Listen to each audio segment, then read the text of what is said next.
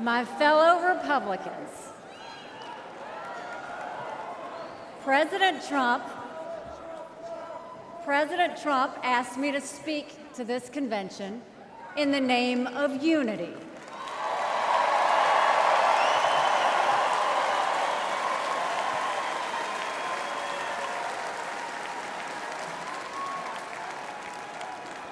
It was a gracious invitation, and I was happy to accept.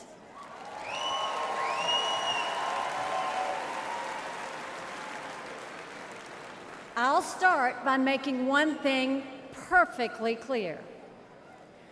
Donald Trump has my strong endorsement, period.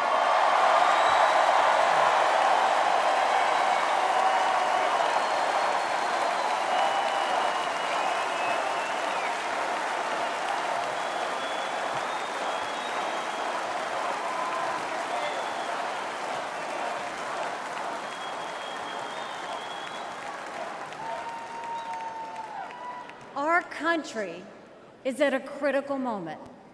We have a choice to make. For more than a year, I said a vote for Joe Biden is a vote for President Kamala Harris. After seeing the debate, everyone knows it's true.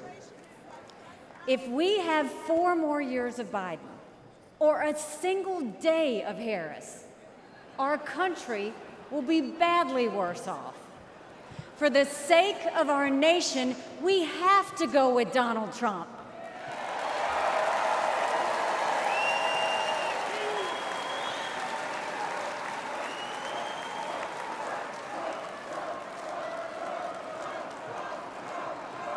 But there's more to it than that.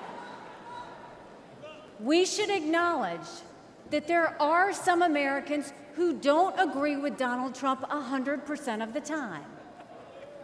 I happen to know some of them.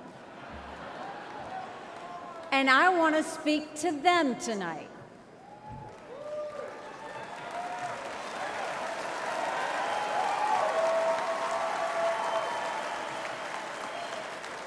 My message to them is simple. You don't have to agree with Trump 100% of the time to vote for him.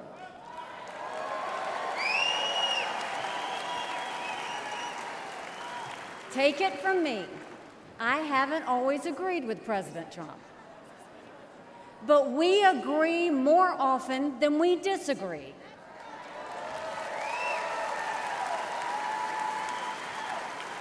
We agree on keeping America strong. We agree on keeping America safe. And we agree that Democrats have moved so far to the left that they're putting our freedoms in danger. I'm here tonight because we have a country to save. And a unified Republican Party is essential for saving her.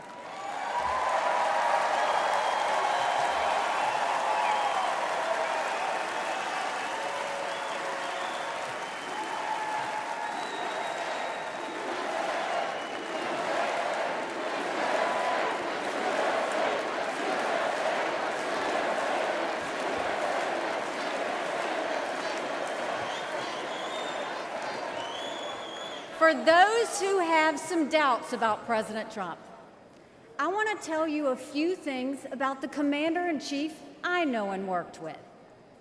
As ambassador to the United Nations, I had a front row seat to his national security policies. We sure could use those again.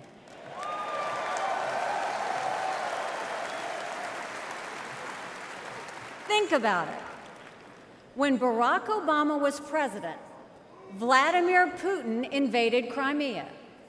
With Joe Biden as president, Putin invaded all of Ukraine. But when Donald Trump was president, Putin did nothing. No invasions.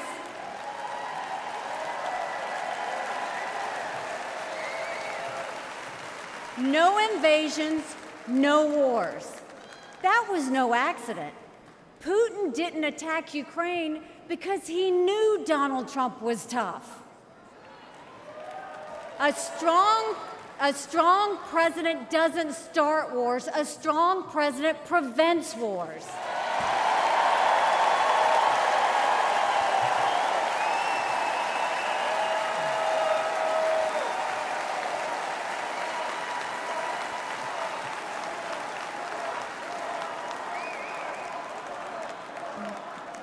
Then look at the Middle East.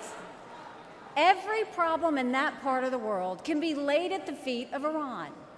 The dictators who chant death to America are the bankrollers and weapons suppliers for Hamas and Hezbollah. They're behind the barbaric massacres and the hostage-taking. Once again, compare Trump and Biden.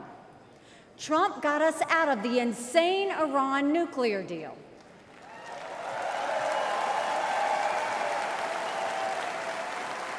He imposed the toughest sanctions ever on Iran.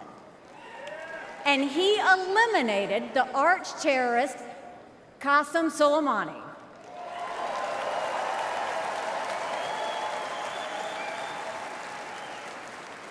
Iran was too weak to start any wars. They knew Trump meant business, and they were afraid. And then there's Joe Biden. He lifted the sanctions. He begged them to get back into the nuclear deal. He surrendered in Afghanistan. He sent every possible sign of weakness. Even now, while Hamas is still holding Americans hostage, Biden is pressuring Israel instead of the terrorists.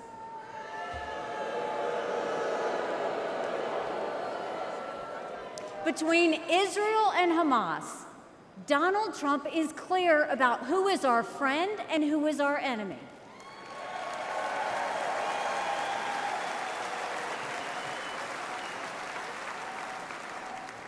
Then look at the border. It's the single biggest threat Americans face. Under Joe Biden, migrants are coming into our country by the thousands every day. We have no idea who they are, where they end up, or what they plan to do. And let me remind you, Kamala had one job, and that was to fix the border. Now imagine her in charge of the entire country.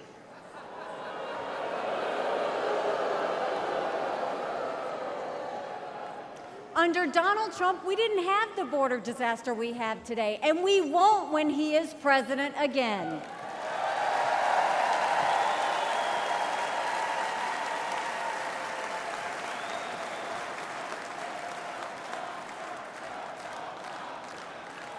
I was proud to serve America in President Trump's cabinet, and I'll tell you something you won't hear from the critics.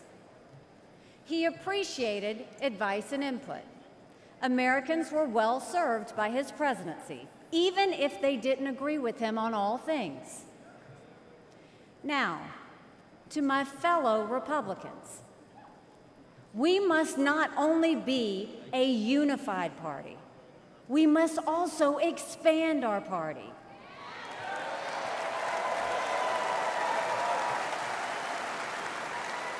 We are so much better when we are bigger.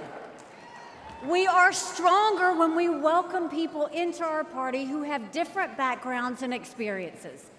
And right now, we need to be strong to save America. This is a defining moment, not only for our party, but for our country. Our fellow Americans are fearful right now.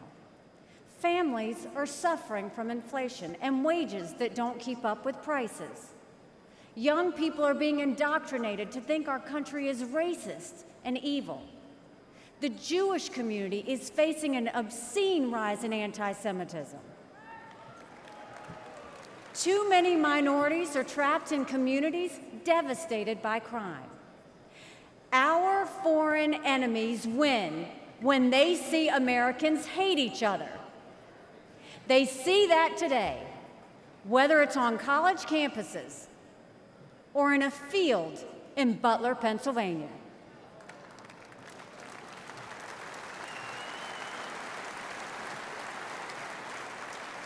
But we can conquer those fears with strength and unity. No president can fix all of our problems alone. We have to do this together. America has an amazing ability to self-correct. In this moment, we have a chance to put aside our differences and focus on what unites us and strengthens our country.